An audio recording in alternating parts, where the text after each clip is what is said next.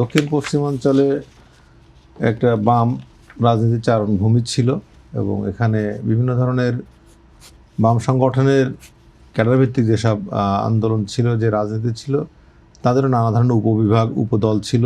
বাম বলতে নিষিদ্ধ ঘোষিত যেসব বাম সংগঠন ছিল, পার্টি, সরবরাহ পার্টি এবং অপারেশন ক্লিন হার্ট এবং তার পরবর্তী সময়ে র্যাবের মাধ্যমে এদের কার্যক্রম অনেকটা কমে আসে এবং তারা আত্মসমর্পণ করে আর কি। অনেকে আত্মসমর্পণ করে, অনেকে মারা যায় এবং কেউ স্বাভাবিক জীবনে ফিরে এসেছে, অনেকে স্বাভাবিক জীবনেও ফিরে এসেছে।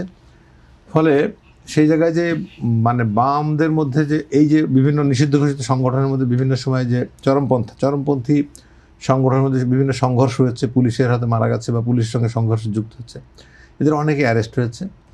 এবং একটা সময় এই অঞ্চল ছিল মৃত্যু উপত্যকা। হ্যাঁ, মানে দিন দুপুর বা রাত বলে কিছু নাই, যখন তখনই যে কোনো জায়গায় 2-4টে লাশের খবর পাওয়া যেত।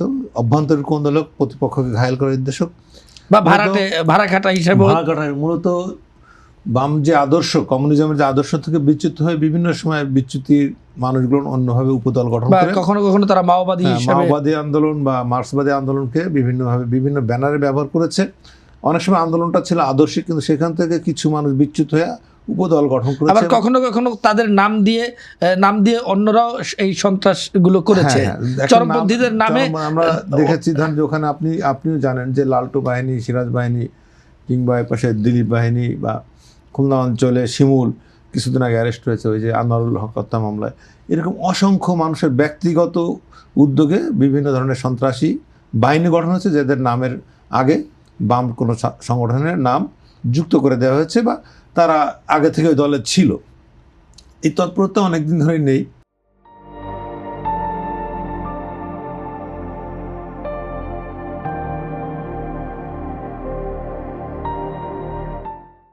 আপনি আজকে যেটা বলছেন এটা খুব বিস্ময়কর। আমি এটার ব্যাপারে পুরোপুরি একমত হতে পারছি না। আরও নিউজটা আরও গভীরে যেতে হবে। রিপোর্টটা আমি পড়েছি, একজন প্রত্যক্ষদর্শী বিবরণ। আমি যদি আপনাকে সংক্ষেপে একটু বলি যে দৈনিক দেশ রূপান্তর আজ বলছে, দেশের দক্ষিণ পশ্চিমাঞ্চলে জঙ্গি নেটওয়ার্কের সন্ধান পাওয়া গেছে। গোয়েন্দারা জেনেছে জঙ্গিরা সম্প্রতি বাগেরহাটের ফকিরহাটে সংশ্লিষ্টদের অস্ত্র প্রশিক্ষণ দিয়েছে। গত সপ্তাহে যশোরে জঙ্গি নেটওয়ার্কের এক সদস্যের বাড়ি থেকে উদ্ধার করা হয়েছে 10টি গ্রেনেড সহ বিপুল সংখ্যক অস্ত্র।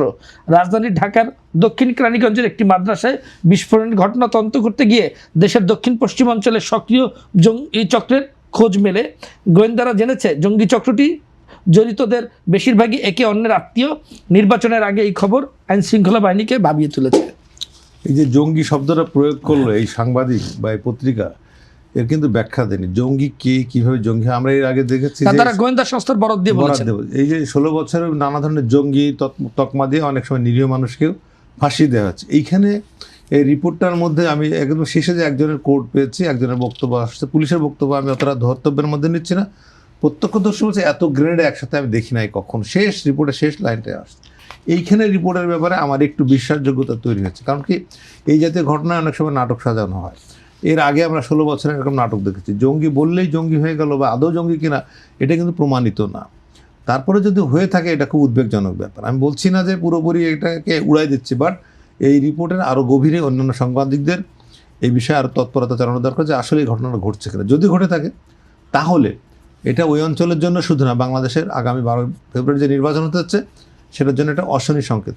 কোনো রাজনৈতিক দল সেটা এদেরকে কোনোভাবে ব্যবহার করছে কি না সে বিষয়ে সতর্ক থাকতে হবে। কারণ এরা যে একেবারে সেই অস্ত্রগুলো কিন্তু উদ্ধার হয়েছে তা কিন্তু না, আবার এই মানুষগুলো যে একেবারে বিলুপ্ত হয়ে গেছে বা সবাই ভালো হয়ে গেছে তাও কিন্তু না।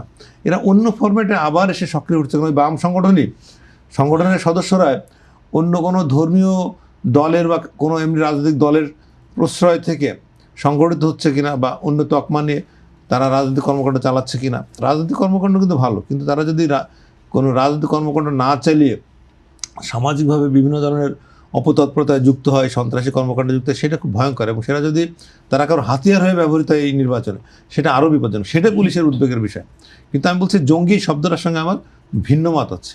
এই কারণে একজনকে আমি ঢালাভাবে বলে দিলাম জঙ্গি, এর প্রমাণটা কোথায়? কারণ এই জঙ্গি দিয়ে আমাদের দেশে জঙ্গি নাটক হয়েছে, জঙ্গি করে বাংলাদেশকে জঙ্গির মোড়কে মুড়ে দেওয়া হয়েছে এবং তাতে দেশের ভাবমূর্তি ক্ষুণ্ণ হয়েছে। সেই জন্য আমি শব্দটার ব্যাপারে একটু আপত্তি করছি।